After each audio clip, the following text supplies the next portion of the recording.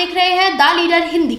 एक बार फिर मैं आपके साथ हाजिर हूँ श्रद्धा मर्डर केस से जुड़े अपडेट्स के साथ। श्रद्धा मर्डर केस के आरोपी आफ्ताब अमीन पूनावाला का नार्को टेस्ट गुरुवार यानी आज भी संभव नहीं लग रहा है।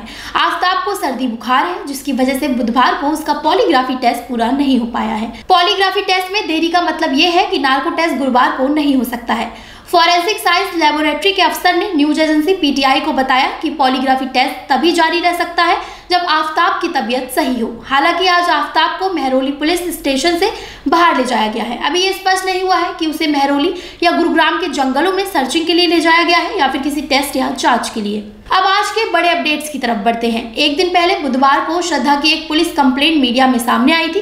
23 नवंबर 2020 की इस कंप्लेंट में श्रद्धा ने पुलिस से कहा था कि आफ्ताब ने उसे जान से मारने की कोशिश की। अगर पुलिस ने एक्शन नहीं लिया तो आफ्ताब उसे टुकड़े टुकड़े कर देगा। यानी मर्डर से 2 साल पहले श्रद्धा ने जो शिकायत की थी, बिल्कुल वैसा ही आफ्ताब ने किया। इस शिकायत पत्र के सामने आने के बाद मुंबई पुलिस पर सवाल उठ रहे हैं। मुंबई पुलिस ने कहा श्रद्धा ने ही शिकायत वापस ले ली थी। 23 नवंबर 2020 को मुंबई की पालघर पुलिस को लिखे गए शिकायत पत्र पर महाराष्ट्र पुलिस ने बुधवार को ही जवाब दिया। डीसीपी सुहास बाबाचे ने कहा कि श्रद्धा की शिकायत पर उस वक्त वाजिब कार्रवाई की गई थी। बाद में श्रद्धा ने लिखकर दिया था कि आफ्ताब और उसके बीच जो भी विवाद था वो सुलझ गया है और दोनों में सुलह हो गई है।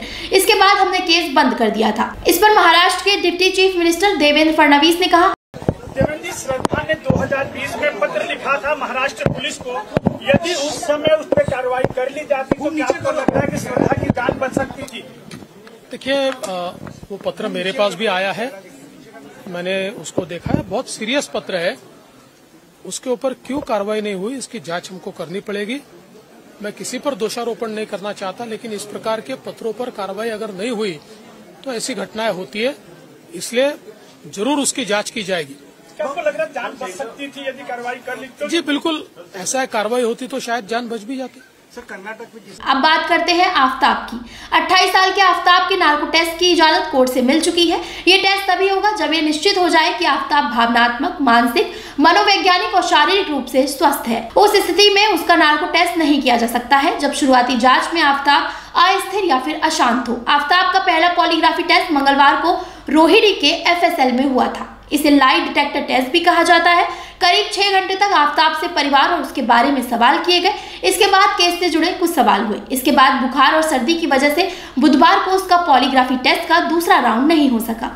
टीम उसकी तबीयत सुधरने का इंतजार कर रही है। जांच अधिकारी और एफएसएल की टीम को ही नार्को टेस्ट की जिम्मेदारी दी गई है। श्रद्धा ने चिट्ठी लिखकर स्वयं कहा था उसकी जान को खतरा है, उसकी जान चली जा सकती है। चिट्ठी लिखने के बाद भी उस समय उद्धव सरकार थी, उनकी सरकार ने कार्रवाई क्यों नहीं की? यदि वे वसूली खेल में लिप्त नहीं होते और तुष्टीकरण की राजनीति नहीं करते तो श्रद्धा की जान बच सकती थी। कौन सी तुष्टीकरण की राजनीति थी उनकी? किसे खुश करना चाहते थे? श्रद्धा की मौत का कारण उद्धव सरकार की घिनौनी तुष्टीकरण की राजनीति है। यदि वे कार्रवाई करते तो शायद श्रद्धा की जान बच सकती थी। आगे भी आपको इस मर्डर केस से जुड़े सभी अपडेट देते रहेंगे। बस बने रहिए द लीडर हिंदी के साथ ही हमें सब्सक्राइब कर लीजिए और फेसबुक पर हमारा पेज जरूर फॉलो करें।